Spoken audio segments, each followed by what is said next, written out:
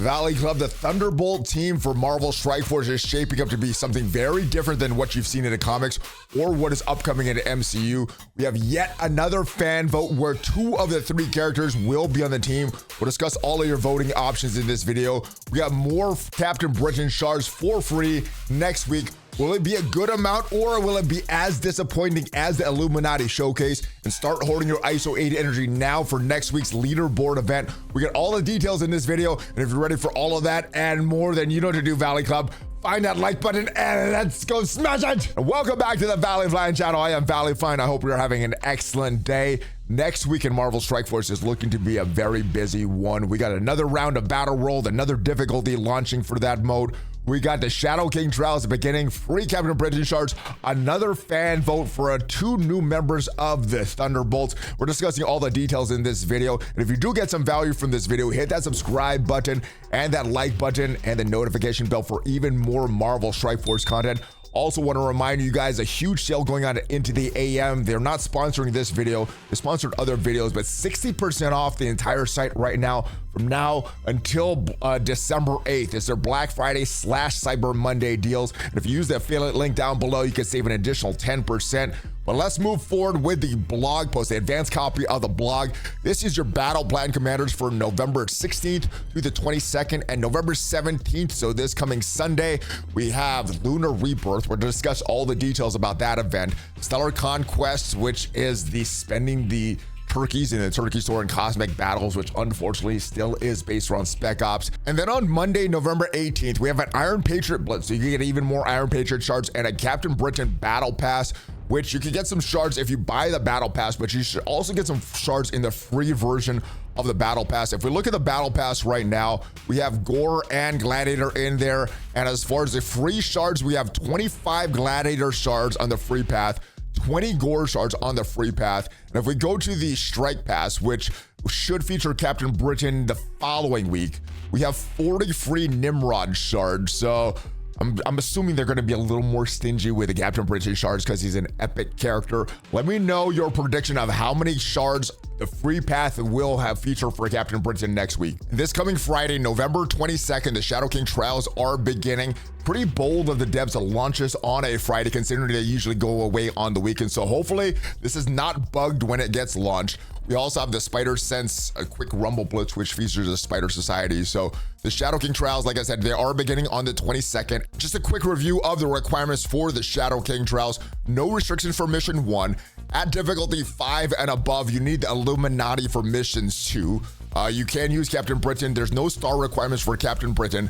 Global villains are needed for missions 3 and mission 7. Non-mythic brawlers are needed for missions 4 and 8. So pretty much all the brawlers except for Super Skrull and Ultimus. Mercenaries or Undying is a requirements for missions 5 and 9. Mission 6 requires the Annihilators, and mission 10 you could use your Annihilators or Illuminati. And if you go to difficulty 5 or difficulty 11 and 12, you need a 5-star requirements for the Annihilators and Illuminati. Missions 13, 14, and 15, 6-star requirements. So you don't need a 7-star Illuminati or Annihilators for that highest difficulty of the Shadow King trials. And there's another web poll coming very, very soon. Victoria Hand did win the last fan vote and will be a part of the upcoming Thunderbolt team. And now you get to vote for 2 more new members of the Thunderbolts.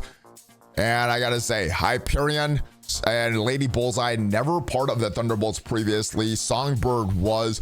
As far as what they say, Lady Bullseye, after witnessing the infamous assassin Bullseye in action, a young woman took up his mantle and honed her deadly skills with a hand, becoming a feared assassin known as Lady Bullseye. And if we go to marvel.fandom.com for even more info on Lady Bullseye, she was born in Japan, imprisoned by the Yakuza. However, Bullseye, on an unrelated errand, arrived to slaughter the mobsters, and the sight of Bullseye effortlessly killing her captors inspired the girl to escape and become a killer. And if we look at her affiliations, formerly of the Hand, not many other affiliations. First appearance was in September of 2008, Daredevil, Volume 2, number 111. Next choice is for Hyperion, and the way I understand it, this is like the Marvel version of Superman. the last survivor of destroyed alternate Earth. Marcus Milton grew up on our planet where he developed godlike powers under the sun rays, becoming the hero Hyperion and fighting to protect humanity. And if we go back to marvel.fandom.com for more information on Hyperion, he is kind of like the Marvel version of Superman, but a multi-dimensional, because what it says here, he's from Earth 13034 and he was brought over to Earth 616. It was just the kind of the canonical version of Marvel in the comics. And as far as his other affiliation, ally of Alpha Flight, formerly Squadron Supreme of Earth 13034, AIM Avengers, Mentor of the Children of the Sun, Sunspots Avengers, Squadron of Supreme Earth 616. And Hyperion is a character that I remember very, very strong in Marvel Future Fight all those years ago when I was playing that game before I even started Marvel Strike Force. So I think one of my votes is gonna be for Hyperion. And last but not least, your option is for Songbird. Once a troubled youth with a criminal past, Melissa Gold was transformed by her sound manipulating powers, becoming Songbird, a hero who channels her powerful sonic abilities in a fight for redemption and justice. If we go back once more to marvel.fandom.com, Songbird has a bunch of different affiliations. She was a member of the Thunderbolts, also SHIELD, also AIM, also New Avengers, lots of teams that are already in Marvel Strike Force.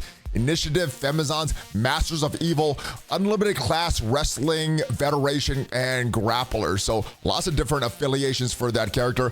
Let me know who you are gonna pick, who your top 2 characters are gonna pick. And just like previous polls, you can vote once a day for each vote and you'll receive a reward. Previously, the reward was power cores and some campaign energy.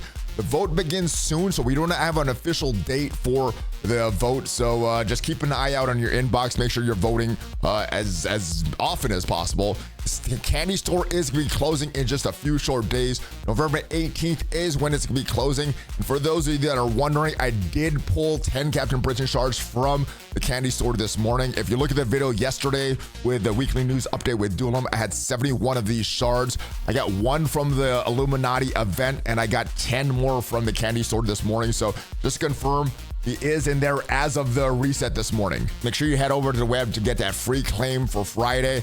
It's going to start at 1 p.m. Pacific. You're going to get 10,000 cosmic elixirs for the month-long milestone event and 5 Man-Thing character shards. Now, as far as the Cosmic Awakening event, we have Lunar Rebirth. So this is going to be about, as far as scoring, we need to use astral characters in Battle World. However, the chart doesn't indicate that. Earning Shadow Orb fragments from Iso-8 campaign known as Battle with Captain Britain, Illuminati Annihilator, Ancient One, Emma Frost in Blitz. So rewards, there is going to be a leaderboard for that. You can get some Crimson Bio Gear, T3, Diamond Orb fragments, some okay stuff. The leaderboard and the Ancient One, I think, is the grand prize for this. And as far as the the web event that leads into this main event, Stellar Conquest, pretty much the same that is going on right now that we've had for the past couple weeks. Spend turkeys in the turkey store to advance through the milestones. The chart for this looks very similar to the chart we have going on right now for the web event. 300,000 turkeys in the turkey store spent to max out these milestones. You're getting some Shadow Orb fragments. You're also getting Doctor Strange Ultimate Awaken ability materials. You're getting 100 of them total. You're also getting some Lunar Rebirth milestone points. You're getting 30,000 of them total and 1.7 million gold in the web milestones. The rewards for the main milestone look okay. Nothing really stands out here. You got some Oath Night's Arc Orb fragments, some turkeys here. The main thing that you want to at least get is this Lunar Scepter. That is the meta item. That is going to be at milestone 14, 160,000 points for that. And as far as the scoring, if we move up the scoring, there's a lot of limits here. The main differentiator is going to be the Shadow Orb fragments that you're going to earn from the Iso-8 campaigns. Also have these limits here from winning or losing in Battle World. No mention of the Astral Team in this chart, so I'm just going to assume that's just winning or losing some of these waves in Battle World. 60,000 points is the limit for that. Hopefully there's nothing related to Astral Team just for these for this limit here.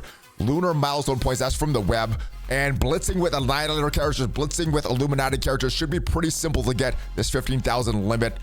Just a few blitz battles for the weekend should be done with it. The rest of these, blitzing with these certain characters, Endgame Thanos at 6 yellow stars, 7 yellow stars, Captain Britain 6 yellow stars, 7, and then Ancient One and Emma Frost at least at 5 yellow stars. I'm not going to use this for the calculations. And looking at the calculations for this, milestone 14 is where you need to get that Lunar Scepter. That is the minimum I think you need to get for this event.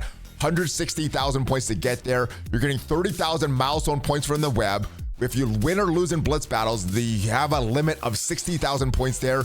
Blitzing with the Annihilers and blitzing with the Illuminati, 15,000 points each. So the totals you're getting before any ISO-8 energy is spent or any free claims for the web or anything like that, 120,000 points there. To get to 160,000 milestone 14, you need a difference of 40,000 points. So to make up that 40,000 points difference to get you to the milestone 14, you need to spend that ISO-8 energy.